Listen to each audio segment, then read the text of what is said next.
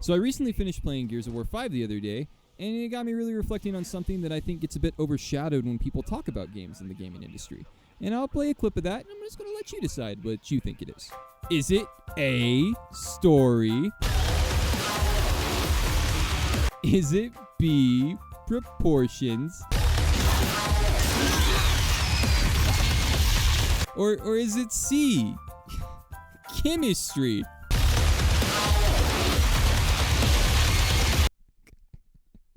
Okay, you're right. It's proportions. I'm just kidding, but like, I really want to talk about that in a video, and those locusts did be looking pretty thick sometimes in the campaign.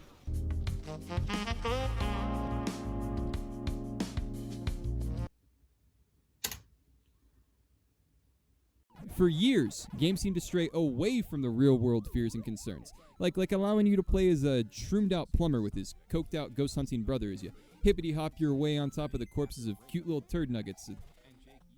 Some of the birds have shells, and you're trying to get that sweet peach. You know, it's Mario. I'm talking about Mario, obviously. However, eventually, two words snuck their way into the market that nobody saw coming.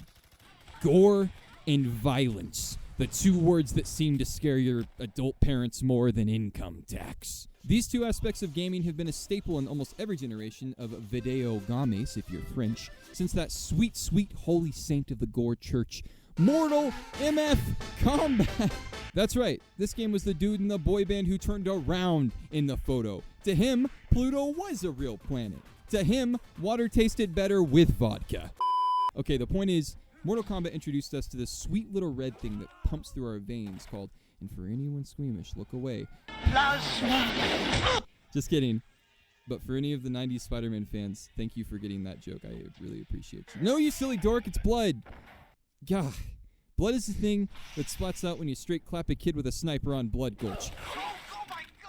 Blood is the thing that paints the wall when you dice that neckbeard who invaded your world in Dark Souls 3. Blood is the reaction to what you do to your opponent. But now that we're at the basics here, let's dive a little bit deeper. Gore isn't just restricted to blood. It also carries over to the little bits. The meat that flies everywhere when you shoot someone with a Nasher in that sweet Gears meta that I could never master. There's something satisfying about pieces flying off of enemies when you shoot them. It kind of like reminds you that they aren't just like walking code. And I mean, yeah, well, they are. But it grounds you in a little more in this gruesome universe that it's trying to convey. And on the opposite side of the grounded spectrum, it also kind of takes you out of the reality with a spectacular over-the-top gore fest sometimes. Now, the third and final piece to this gory video is also in the title. And I think you can guess it. I think you know. Hot art is... Just kidding. Violence. The tricky thing about violence, though, is that contextually it can be extremely separate from gore, but also one and the same. Like for instance, have you ever played Civilization 5?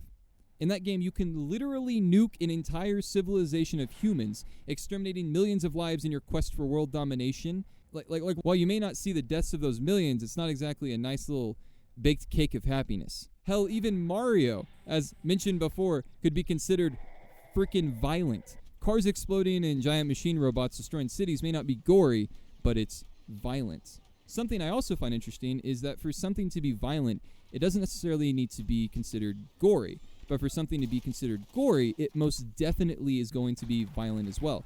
Unless it's like a cooking game, because if we're basing this off Sausage Party canon, like that shit is dark. like really freaking dark, man. Rest in peace, Seth Rogen. And now that I've talked the past 5 minutes, I will close this video out after a beautiful, messy gore montage of my creation to some sick tunes.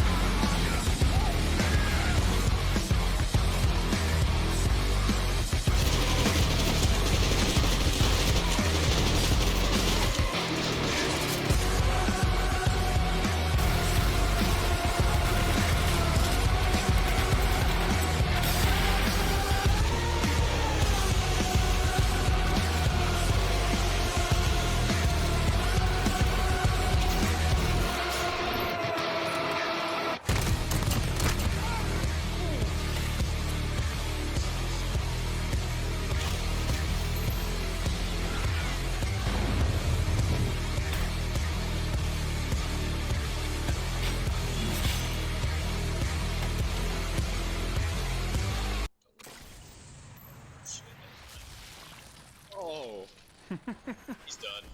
He's okay.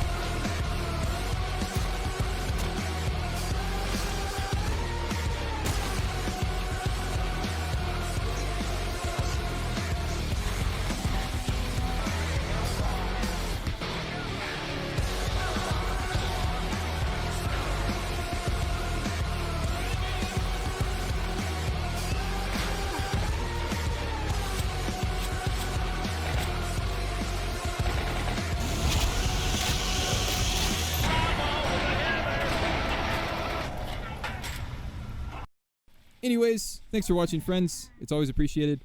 I hope that today we learned a lot about gore and violence together, and we can maybe learn some more things together in some other video if you want to have a second date. You know, it's up to you. On a final note, I'd like to close it with this. Games don't cause violence. Gosh, you idiots. It literally enhances brain activity and helps you with problem solving. Professors are literally getting these results in studies at numerous universities. All right, Karen, you can buy your kid GTA 5 now. I also have a Patreon. So...